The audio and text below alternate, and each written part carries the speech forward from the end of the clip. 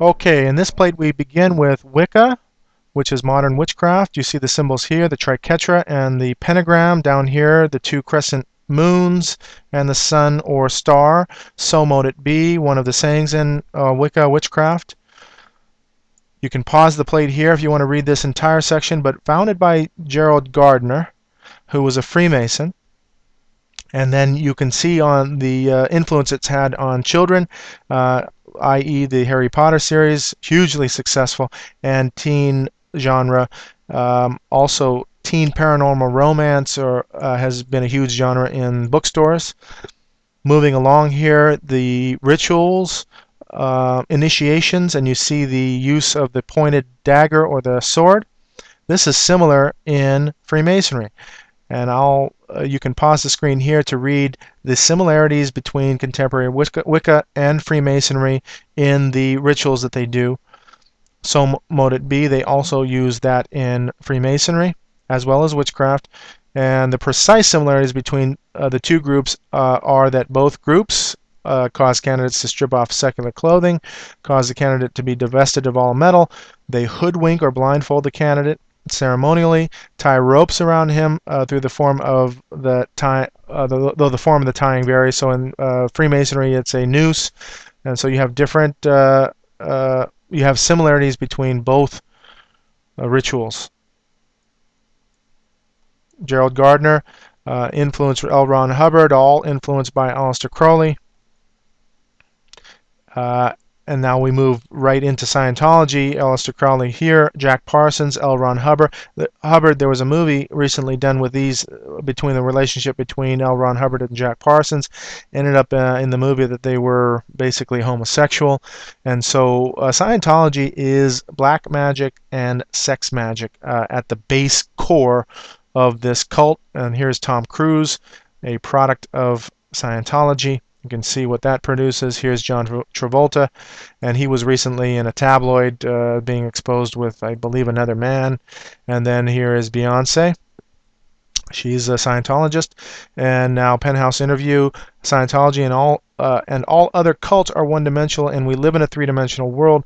Cults are as dangerous as drugs. They commit the highest crime, the rape of the soul. They are telling you what they do exactly. And so Sex and Rockets, the occult world of Jack Parsons, and so you can read about Jack Parsons and his involvement in the occult. You see the Eye of Lucifer here, Strange Angel, and his development and part founding of the Jet Propulsion Laboratories. In the movie they do show his concoction of different fuels which they actually consumed as alcohol, and so there was a admiration by L. Ron Hubbard for Jack Parsons' ability to chemically make these alcoholic beverages, which they drank, which were very, very potent.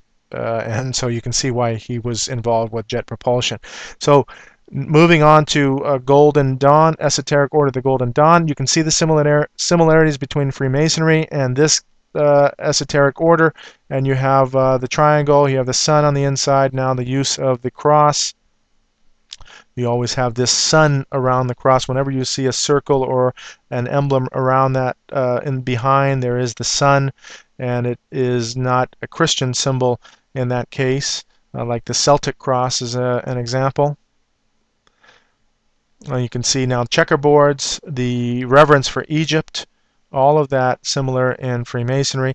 This is, I'm not going to pronounce it correctly, Sai Dao, which is a cult in Vietnam. And you can see the use of the Eye of Lucifer and the radiating illuminated rays behind there. Look at the use of the checkerboard. Look at the use of the different colors of the elements there. This cult believes all, just like ascended masters I showed you prior, Jesus and Confucius and Buddha, all of them are ascended masters, and they all help you attain enlightenment. So it is a perversion, what the Bible calls fornication, spiritual fornication of all paths leading to the same location. So now looking on at the uniform or dress, and here are both priests, and you can see that priests My question here is, who is the priest, who is the student, and who is the Freemason? They all look similar because they're all the same dress. They're ministerial garbs. This is the Freemason. Here are two Freemasons, but this happens to be a degree that is being handed to Bill Clinton by George W. Bush Sr. So this is now an educational thing.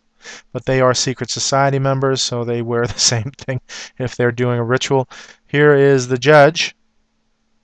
I forgot to say the judge on this side. And then moving on to the priest.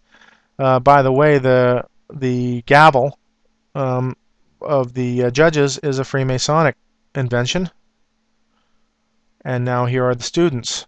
Now, interesting thing with the students are they do wear the mortarboard. Students are the only ones that wear this mortarboard. That mortarboard is a reference to Freemasonry or Masonry again. Now, Masons use this square board. They put mortar on it and they fill in and create the walls. We are their mortar, and we wear the mortarboard for them. And we are ministers for them. And so you can see here, the Bricklayer College graduation has it right.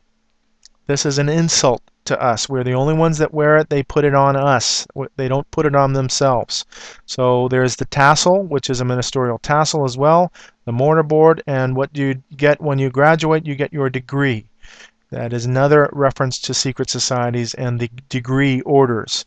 And so you can see an example here, the fez and the tassel being worn by this fez.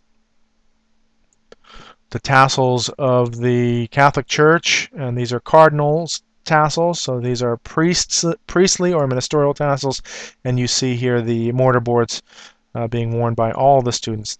You are their minister as you graduate, and you get indoctrinated into evolution, any other philosophical mode that pulls you away from Christianity as well. Now moving on, as regards Masonry, Babel, of course, represented a Masonic enterprise. When they reached an abiding place in the land of Shinar, it is affirmed that they dwelt therein. It was here that they built their high tower of confusion. Out of evil comes good, however, and the confusion of tongues gave rise to the ancient practice of Masons conversing without the use of speech. So a clear understanding of why symbolism is used because of the language, the confounding of the languages. And now in the Masonic quiz book, the question is asked, who was Nimrod? The answer is one of the founders of Masonry. Nimrod was a Mason himself, Nimrod being the king of Babylon, original Babylon, and the grandson of Noah. And so they can understand this fully on the Freemasons understand this fully and regard all of their brethren as Masons going all the way back to Nimrod.